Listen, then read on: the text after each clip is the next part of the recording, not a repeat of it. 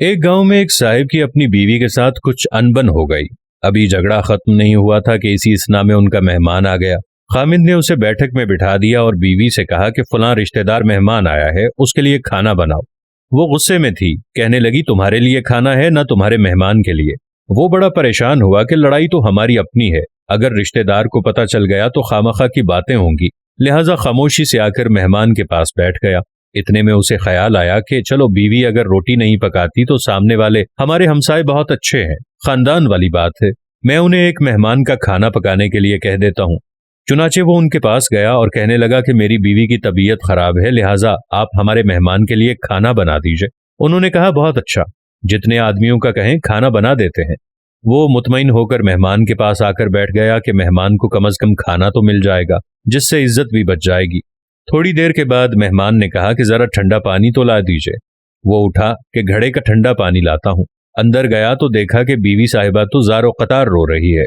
वो बड़ा हैरान हुआ कि ये शेरनी और इसके आंसू। कहने लगा कि क्या बात है। उसने पहले से भी ज्यादा रोना शुरू कर दिया। कहने लगी कि बस मुझे माफ कर दें। वो भी समझ गया कि कोई वजह जरूर बनी है। उस बेचारे ने दिल में सोचा होगा कि मेरे भी बख्त जाग गए हैं। कहने लगा कि बताओ तो सही कि क्यों रो रही हो। उसने कहा कि पहले मुझे माफ कर दें, फिर मैं आपको बात सुनाऊंगी। खैर, उसने कह दिया कि जो लड़ाई झगड़ा हुआ है मैंने वो दिल से निकाल दिया है और आपको माफ कर दिया है।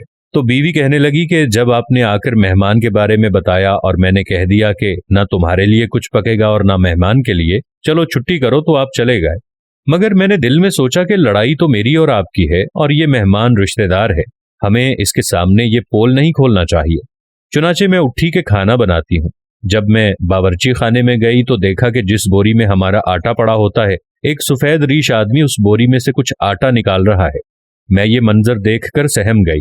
वो मुझे कहने लगा कि ऐ खातून, परेशान ना हो, ये तुम्हारे मेहमान का हिस्सा था जो तुम्हारे आटे में शामिल था। अब चूंकि ये हमसाए के घर में पकना है, इसलिए वही आटा लेने के लिए आया हूँ।